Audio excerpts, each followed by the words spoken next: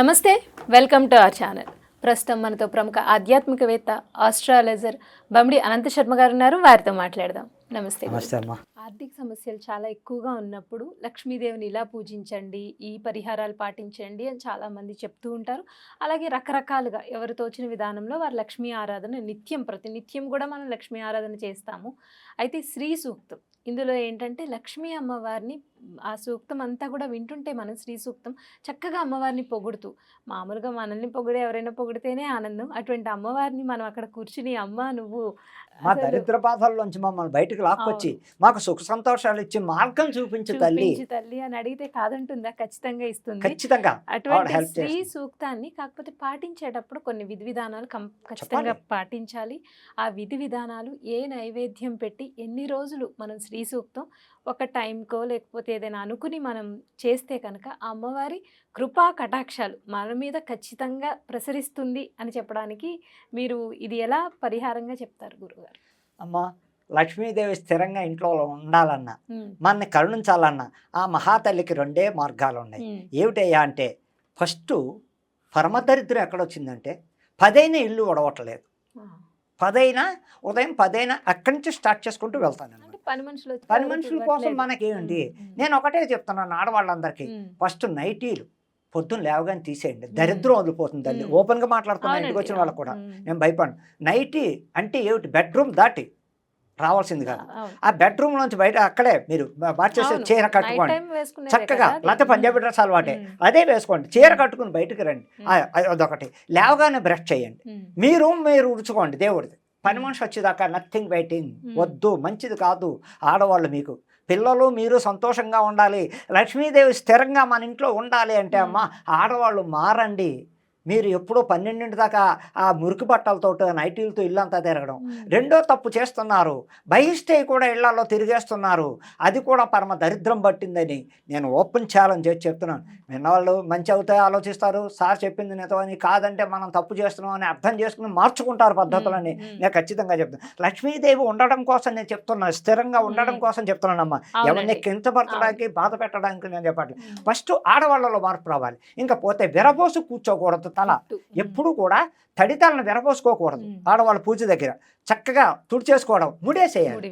ఇలా దగ్గర పెట్టి ముడేసుకుని ఇంత కుంకుమ పొట్టు పెట్టుకుని ఏదో ఒక రకమైన పువ్వు జల్లో పెట్టుకుని ఆ దైవబంధంలోకి ఉదయం టైంలో వెళ్ళి ఆ లక్ష్మీదేవి స్థిరంగా ఉండాలంటే తెల్లవారుజామున ఒప్పుకున్న వాళ్ళు ఈ రోజుల్లో తెల్లవారుజామున ఎక్కడ జరగట్లేదు.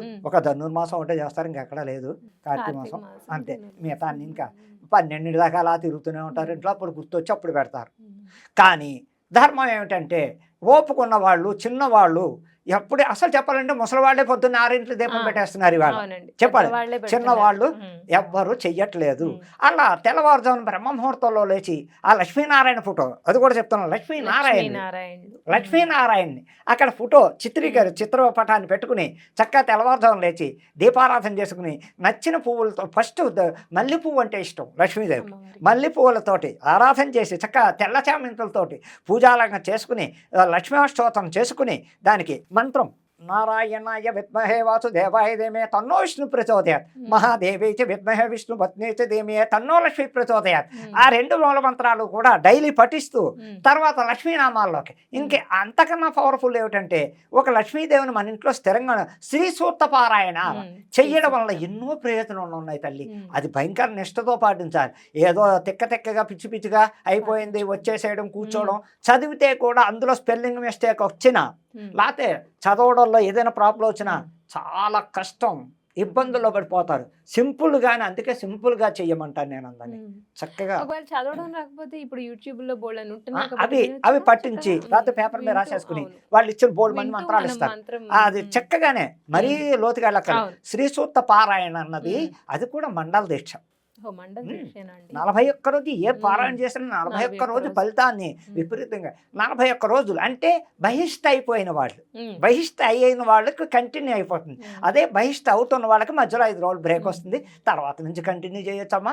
ఇంకా లక్ష్మీదేవి స్థిరంగా ఉండడానికి రకరకాల ఇల్లు శుభ్రత, ఫస్ట్ ఇల్లు శుభ్రత. చక్కగా లేవగానే వాకలి పని మనిషితో వద్దు, చిలకరించేటివే తులసి కోట దగ్గర చిలకరించి ఓ ముగ్గు నచ్చింది, తర్వాత పని మనిషి యొక్క బెడ్రూమ్లో ఇల్లు హాలు తుడుచుకుంటాం వాళ్ళు. మనకి దేవుడి గది వాక్లేనమ్మా ఫస్ట్. ఈ ఆడవాళ్ళు చేయవలసిన పని, పొద్దున్నే చేయవలసిన పని చక్కగా దంతావం చేసుకోవడం, చక్కగా వంటగదిలోకి వెళ్ళి కాఫీ తాగొచ్చు ఫస్ట్ ప్రిఫరెన్స్. తర్వాత వీధి వాకలు చిలకని ముగ్గట్టేసుకుని స్నానం చేసేసి చక్కగా 10 గంటల లోపే చక్క తెల్లవారుజాను ఒప్పుకున్న వాళ్ళు అనేక మంది ఉంటారు. కాల పరిస్థితులు బట్టి కాలం మారింది కూడా.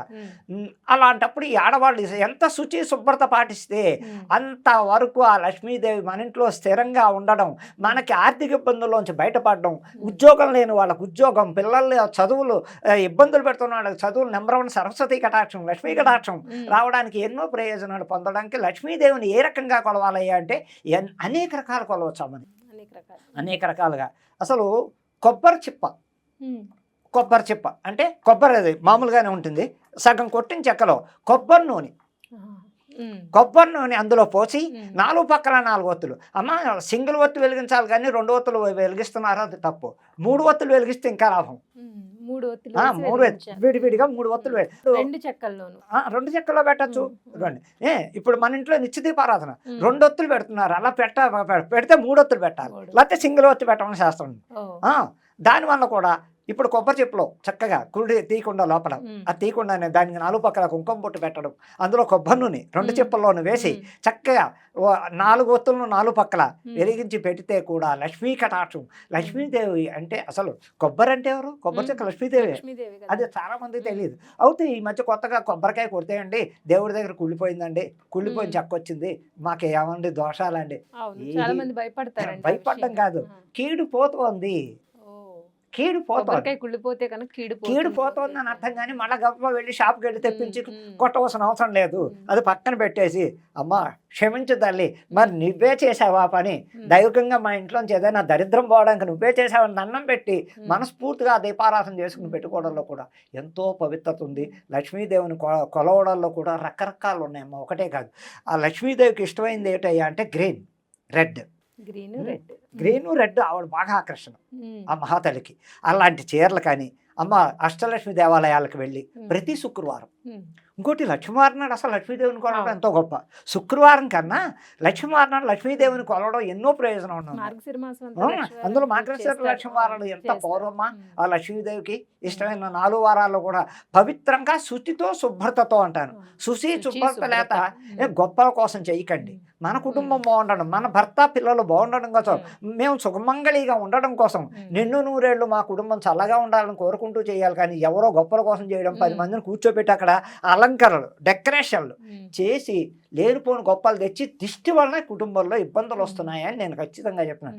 అందుకనమ్మా లక్ష్మీదేవిని రకరకాలుగా ఎన్ని రకాల కొలిచినా శుచి శుభ్రత ఫస్ట్, మన ఇంటి శుభ్రత, ఒంటి శుభ్రత ఇది. ఇంకా ఆవిడకి నివేదన ఏమిటయ్యా? క్షీరాన్నం, బెల్లంతో చేసిన పరవాన్నం. ఆ మహాతలికి అందులో రకరకాల ద్రవ్యాలు వేసుకోవచ్చు, కాజు వేయచ్చు, యాలకులు వేయచ్చు, కిస్మిస్ వేసుకోవచ్చు, ఏదైనా క్షీరాన్నం బెల్లంతో చేసిన పరవాన్నం ఆవిడకి మహాతల్లికి ఎంతో ఇష్టమైన నివేదన. ఆవిడకి ఆ ఇష్టమైన నివేదన అంటే తర్వాత అనేక రకాలు పెట్టుకోండి. లక్ష్మీదేవికి ఫస్ట్ క్షీరాన్న నివేదన పెట్టడం వల్ల లక్ష్మీనారాయణలు ఇద్దరిని ఆ చిత్రపటం పెట్టుకుని చేస్తే, మనస్ఫూర్తిగా చేస్తే కూడా లక్ష్మీ కటాక్షం తప్పదు, ఆ ఇంట్లో స్థిరంగా లక్ష్మీదేవి నిలబడుతుంది. అందులో ఈ మధ్యకాలంలో చాలా తప్పులు చేస్తున్నారు, కాళ్ళు చెప్పులతో ఇల్లంతా తిరిగేస్తున్నారు, అదో దరిద్రం పట్టేసింది, ఇంట్లో 4 అడుగులు కూడా వేయలేకపోతున్నారా, ఆ పరిస్థితి దిగజారిపోయారా జనాలు బాధపడుతున్నాను.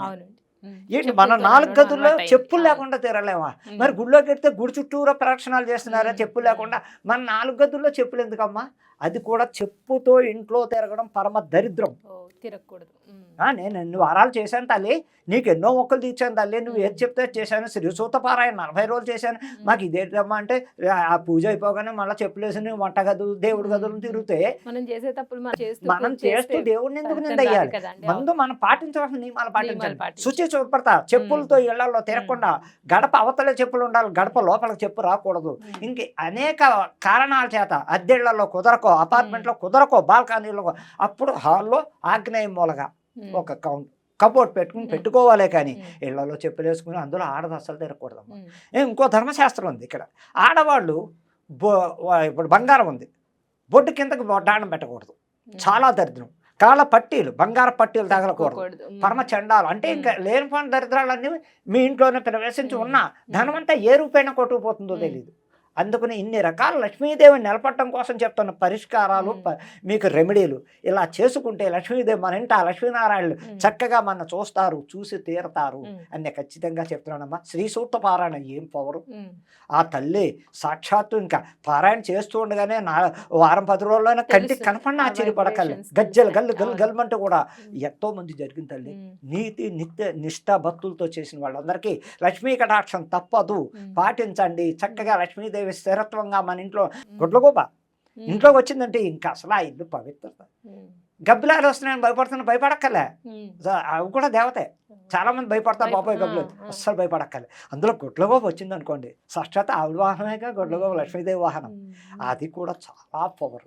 కల్లోకి వచ్చినా కూడా చాలా మంచిది. అందుకని కుబేర లక్ష్మిని కూడా కొలవడం వల్ల చాలా పవర్ ఇడమ. అలాగే ఈ లక్ష్మీదేవికి ఇంకో మనం భార్గవాయ విద్మే తన వర్జితాయ ధీమే తన్నో శుక్ర ప్రచోదయాత్. లక్ష్మీ కుబేర మంత్రం భార్గవాయ విద్మే తన వర్జితాయ ధీమే తన్నో శుక్ర ప్రచోదయాత్. ఎన్ని కటాక్షాలు ఉన్నాయి, ఎన్ని రకాలుగా కొలిచిన తల్లి మన ఇంట్లో ఉండడానికి మెయిన్ అమ్మ శుచి శుభ్రత. అమ్మ మన ఇంట్లో ఉండాలంటే మనం శుభ్రంగా ఉన్నసేపు ఆ తల్లి మన ఇంట్లోనే కూర్చుంటుంది. లేదు ఎదురు గుమ్మల నుంచి వచ్చేది వెనకాల గుమ్మలో జ్యేష్ఠాదేవి దరిద్ర దేవత ఎంటర్ అయిపోతుంది వెనకాల గుమ్మలో, అప్పుడు మనం ఏం చేయలేము. అందుకు నేను ఎవరికి చెప్పిన ఆడవాళ్ళంతా ముత్తైదుగా పసుపు కుంకాలతో ఉండడానికి లక్ష్మీదేవిని కొలవండి, చక్కగా పాటించండి. నియమనిష్టతో శ్రీ సూక్త పారాయణ చేసుకున్న 41 రోజులు దీక్షగా ఉండగలిగిన వాళ్ళు పలహారం చెయ్యొచ్చు, తప్పు లేదు. ఉపవాసం ఉండమని ఏ శాస్త్రంలో ఎక్కడా లేదు, కడుపార్చు చేయమని. ఓపిక లేని వాళ్ళు ఇవాళ షుగర్లు బీపీలు వచ్చాయి, ట్యాబ్లెట్ వేసుకుని ఇంత తినకపోతూ ఉండలేని రోజులు వచ్చాయి కాబట్టి ఫాస్టింగ్ చెయ్యమని ఎక్కడా శాసనం. నియమనిష్టాలు పాటించండి, తప్పకుండా సక్సెస్ అవుతారు అని నేను చెప్తున్నా తల్లి. ధన్యవాదాలండి. ఓకే తల్లి.